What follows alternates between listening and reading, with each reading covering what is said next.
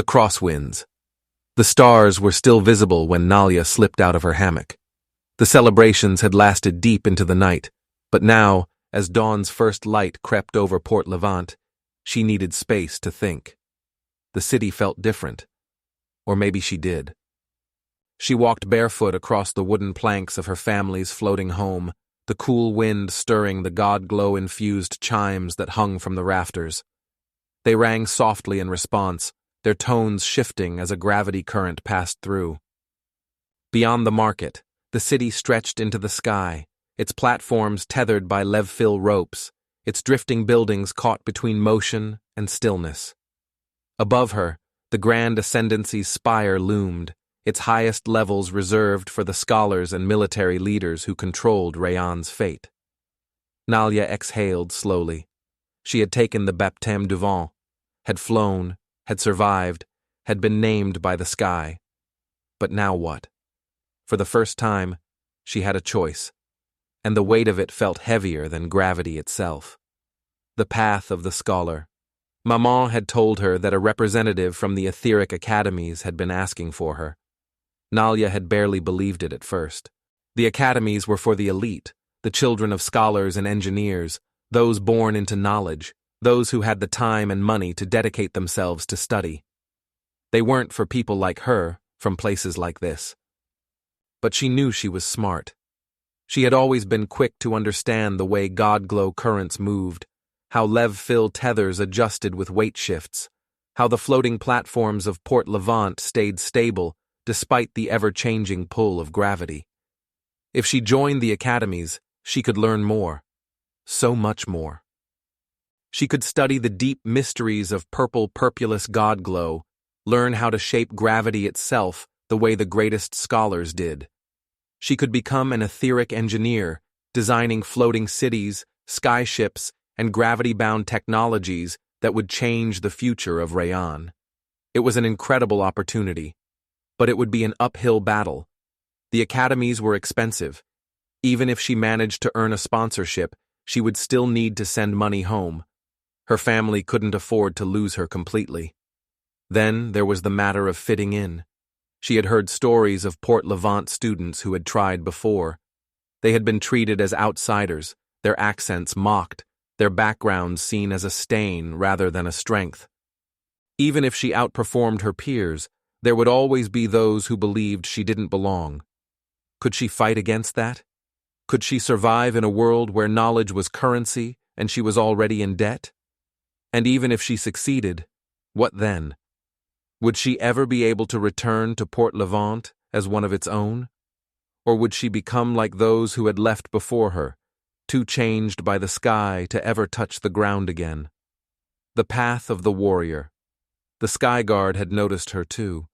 A recruiter had spoken to Maman during the feast, said they were always looking for talent from the lower districts, and Nalya had felt something stir inside her at the thought. To fly with the sky guard, not just for a single leap, but every day, soaring through the god-glow currents, feeling the wind press against her skin as she patrolled the sky. To fight, not in the dirt, not weighed down by the expectations of others, but above it all, untethered, unstoppable. The best of the Sky Guard became gravity lancers, warriors who wielded weapons woven with god-glow, who could shift their weight mid-air, who could fall like lightning and rise like a storm. But the Sky Guard wasn't just adventure and flight. It was also danger. Lower district recruits were given the hardest, deadliest assignments.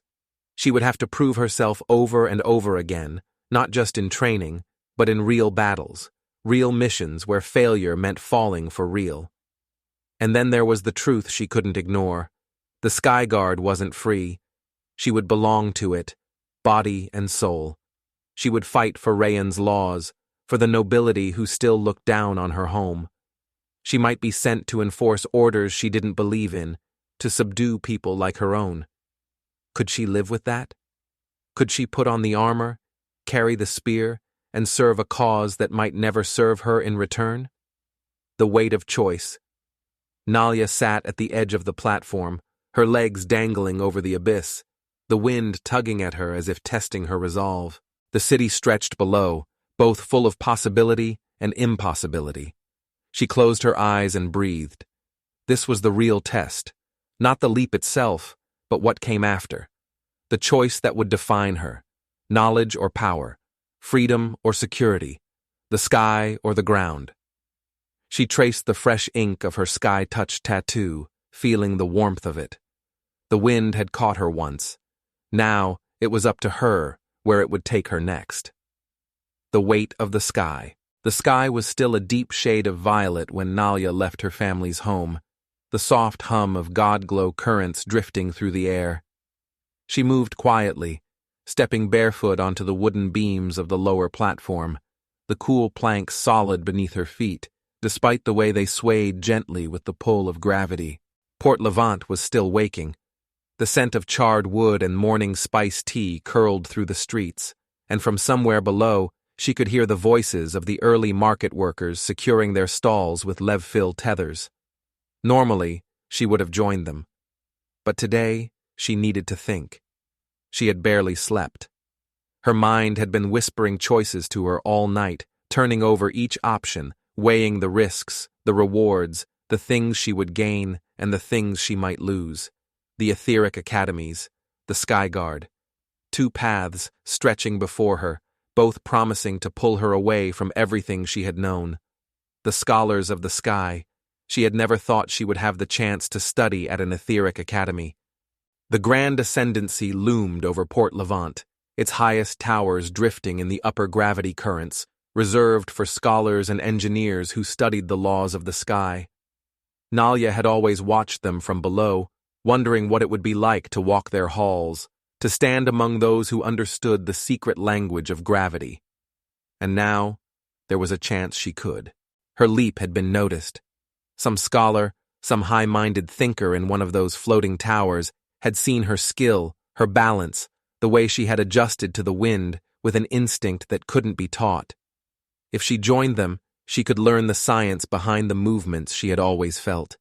She could understand the pull of God-glow, the way it shaped the currents that held Rayan together. She could build something greater than herself. And yet, Nalya clenched her fists, remembering the way the academy students looked down on those from Port Levant. She had seen them before, passing through the lower districts in their fine-trimmed gravitic robes, their voices smooth with wealth.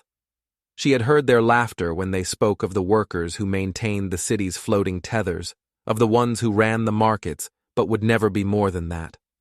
Could she survive in their world? Would they ever let her? A sponsorship might get her through the academy doors, but it wouldn't change the fact that she was an outsider, a girl from the market streets who had never studied in a scholar's hall. They would expect her to fail. And worse, if she did succeed, would she still belong to Port Levant when she was done? Or would the sky pull her so far away that she could never return, the soldiers of the wind? Nalya turned her eyes east, where the Sky Guard training grounds floated beyond the city's edge. If the academies represented the mind of Rayan, then the Sky Guard was its sword. She had heard the recruiters talk before, wandering the lower districts, looking for those with talent, those who had no other options. The wind takes, the wind defends. That was what they said. It was tempting. To be a gravity lancer, one of the elite warriors who could move through the air as easily as walking, who wielded spears that could bend weight and motion with a flick of the wrist. She imagined herself in the sky again, not just for a single leap, but every day, soaring through the god-glow currents, patrolling the edges of Rayan's dominion. She would be respected, feared, known, but the Sky Guard was not free. She would belong to them, body and soul. Her missions would be assigned. She would not be flying for herself, but for a city that had never cared about Port Levant before. And the worst part? She had seen the way the Sky Guard looked at people like her. The lowest-ranked soldiers were always from the lower districts. They were given the hardest jobs, the worst assignments, the most dangerous tasks. She would have to fight for every inch of respect. And once she joined, there was no leaving. She would serve until they released her, or until she fell. A conversation on the edge of the world. Nalya didn't realize she had wandered until she found herself standing at the edge of the district's lowest platform, where the tethered bridges swayed in the morning wind. She wasn't alone. A figure sat near the edge, his long legs dangling over the abyss. The god-glow light of the city cast his features into sharp relief: dark skin weathered by the sun, short-cropped hair, and a long, jagged scar running from his jaw to his temple. He turned when she approached, raising an eyebrow. "You thinking of jumping again?" Nalya hesitated, then shook her head. "Not today." The man smirked and patted the wooden beam beside him. "Then sit. The wind doesn't mind a little company." She did, letting her feet dangle over the edge, staring down into the endless sky below. The gravity wells far beneath them shimmered faintly, pulsing in time with the unseen forces that held the city together. For a while, neither of them spoke. Then, the man exhaled slowly and asked, "You one of the newly named?" "Yeah," Nalya said. He nodded. "Skyguard or Academy?" Nalya stiffened. "How did you—" He chuckled. "Because that's the real choice, isn't it? That's why you're out here, watching the wind like it has answers." She swallowed, glancing sideways at him. "Did you have to make the choice too?" He tilted his head, considering. "Once. But the choice was made for me." He tapped the scar on his face. "Skyguard recruit, class of 27. Survived 2 years before they decided I wasn't worth keeping." Nalya's stomach twisted. "They let you go?" "They dropped me," he corrected. "Sent me back down here when I was no longer useful." He stretched his arms behind his head. "That's the thing about the Guard. They take, but they don't keep. Unless you prove yourself, unless you make yourself indispensable." Nalya stared out at the horizon. "And the academies?" The man huffed. "They're worse in a different way. I've seen good minds crushed under all that weight, people who could have changed the world, but they never had the right name, the right background." She clenched her fists. "So you're saying I'll fail no matter what I pick?" He studied her, his expression unreadable. "I'm saying the sky doesn't care where you come from, but the people who rule it do." He shrugged. "You can fight for a place in it, or you can learn how to bend it to your will." Nalya frowned. "And which one would you pick?" The man grinned, standing. "That's not for me to say." He dusted off his hands and turned toward the city. "But whatever you do, Sky-touched, don't let them decide for you." Nalya sat there long after he left, watching the sky shift with the rising sun. The choice was still hers, and soon she would make it. The ones the wind took, the sky wept, not with rain, nor with thunder, but with the low, keening wail of the wind, rattling through Levfil tethers, whispering through the market stalls, curling around the city's bridges like a voice calling for what had been lost. The ceremony of the lost had begun at sunset. The entire city had gathered in the Skykeeper's square, the market stalls closed in respect, the usual chatter of merchants replaced by somber silence. Nalya stood among the crowd, her fists clenched. She had survived the baptême du vent, but not all had been so lucky. Tonight, they honored the ones the sky had taken. The lanterns of the fallen. The floating platform at the center of the square had been cleared of all trade and business for the night. Instead, 7 lanterns hovered just above the wooden surface, their soft purple glow reflecting in the silent faces of the gathered crowd. Each lantern bore a name, inscribed in weightless ink, shifting and flickering as the god-glow currents pulsed through them. 7 names. 7 who had leapt from the grand ascendancy and had not been caught by the wind. Some had fallen to sudden shifts in gravity currents, their bodies pulled down faster than expected, their weights too heavy, too misjudged. Others had simply disappeared, swept into god-glow rifts, their bodies never recovered, never even seen again. Their families stood at the front, still as statues, some holding on to one another, others staring straight ahead, their eyes dry and hollow. Nalya's stomach churned, She had leapt. She had flown. But at what cost? She swallowed hard, her gaze locking onto one lantern. Edrin Voss. He had been just as fast as Lyrica, just as bold, but he had been the first to fall. Nalya squeezed her eyes shut, remembering it too clearly. Edrin had gone before her, standing at the ledge, his usual cocky grin softened by the weight of the moment. He had taken a breath, exhaled, and leapt. For a heartbeat, he had flown. Then, something went wrong. The currents had shifted too fast.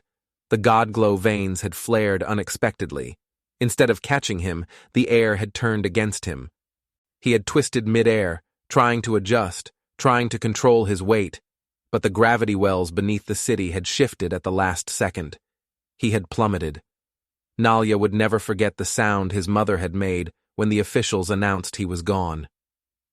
Now, she stood at the front of the crowd, her face carved from stone, watching as Tanta Levia, the elder skykeeper, stepped forward, lifting her arms to silence the wind. "The sky does not take lightly," she said, her voice deep with years of loss, years of knowing. "It does not steal. It does not swallow. It only does what it has always done. It carries, or it does not. It is we who must learn to live with its choices." A murmur of agreement moved through the crowd. Behind Tanta Levia, the sky priests moved to the lanterns, each one lifting gently as the god-glow tethers were released. "This city does not forget," Tanta Levia continued. "These names will be carried in the wind, in the breath of every current, in the bones of every stone that still floats above the abyss. We remember, and we fly in their names." One by one, the lanterns were released. They rose, slowly at first, drifting on the shifting air, pulsing with the weight of their names. Then the wind took them. They spiraled upward, caught in the god-glow streams, twisting and fading into the deep violet of the night sky. Gone, but never truly lost. The sky guard's arrival. The ceremony ended in silence. No feast followed, no dancing. The crowd simply dissolved, returning to their homes, their hearts heavier than they had been that morning. Nalya had barely moved from her place in the square. Edrin's mother had stood beside her for a long time, had placed a hand on her shoulder, had said nothing, and yet said everything. When Nalya finally turned to leave, they were waiting for her. Two men, dressed in Skyguard uniforms, their gravitic armor trimmed in dark violet god-glow. One bore the insignia of a gravity lancer. She recognized him. Commander Aaron Dane, a man who had once trained in Port Levant before rising through the ranks. He did not speak immediately, only looked her over as if weighing something unseen. Then he said, "You're considering the academies." It wasn't a question. Nalya squared her shoulders. "I was." His gaze was unreadable. "You can learn about gravity and god-glow in the academies." He stepped closer. "But only in the Skyguard," he continued, his voice low, steady. "Can you control it?" Nalya's breath caught. Aaron tilted his head toward the sky, toward the lanterns that had already disappeared. "You saw what happened to Voss," he said, "and the others before him. You know why." Her pulse quickened, because it wasn't just bad luck, because the gravity currents had changed, because something had been wrong. Aaron studied her face. "You want to know why, don't you?" Nalya clenched her fists. Yes. She wanted to know why the currents had shifted in that way. She wanted to know why the god-glow veins had reacted so violently. She wanted to know if Edrin had truly been lost to fate, or if something else had caused it. Aaron's voice dropped, barely above a whisper. "Then don't waste your time with scholars who only study the sky. Come and learn from the ones who own it." He held out a small metallic insignia, the mark of a Skyguard recruit. She stared at it. If she took it, she would leave Port Levant. She would be bound to them, bound to their rules, bound to their missions. She would be risking her life, her freedom. But if she didn't, if she walked away, she would never learn the truth. Her fingers closed over the insignia. Aaron nodded. Training begins at dawn. And just like that, her choice was made. Nalya wasn't just flying for herself anymore. She was flying for the ones who had fallen,